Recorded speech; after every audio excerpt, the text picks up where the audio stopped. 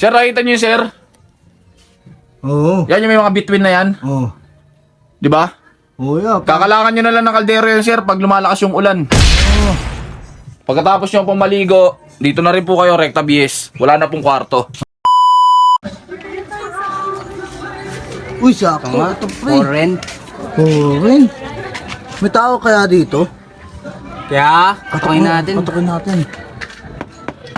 Kuya? Kuya? Kaya, wala si kuya eh. Yes, sir. Good morning sa inyo. Ano pong hinahanap nyo? Paupahan kaya. O, sir, saktong-sakto. Upahan tong bahay na to. Magkano kaya, ya?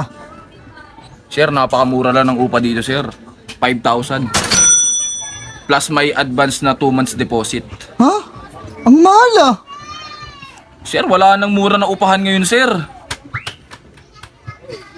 Ano ba, sir? Uupa kayo, hindi? Oo, upa kami, ya. Hindi nyo pa nakikita yung loob, eh.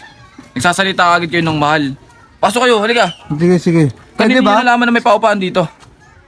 Dito sa nagtanong kami. Tanong kami sa mga bata. Oh, sige, sige, halika, pasok kayo. Ito, sir, yung paupahan ko. Ayos din ah. Ayos po talaga. Ang ganda rin nito papa mo ah. Lapit kayo, sir. Ito po yung CR.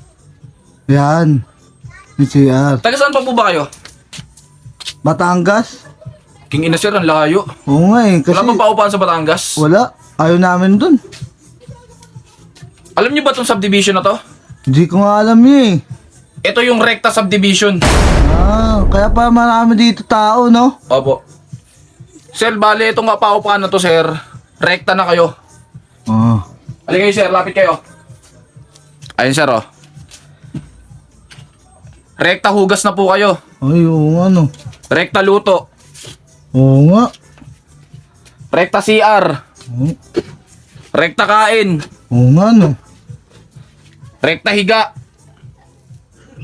Puro ano, Opo. alalapit lang no. Tapos, pagkatapos nyo pong maligo, dito na rin po kayo, Recta BS. Wala na pong kwarto. Ah.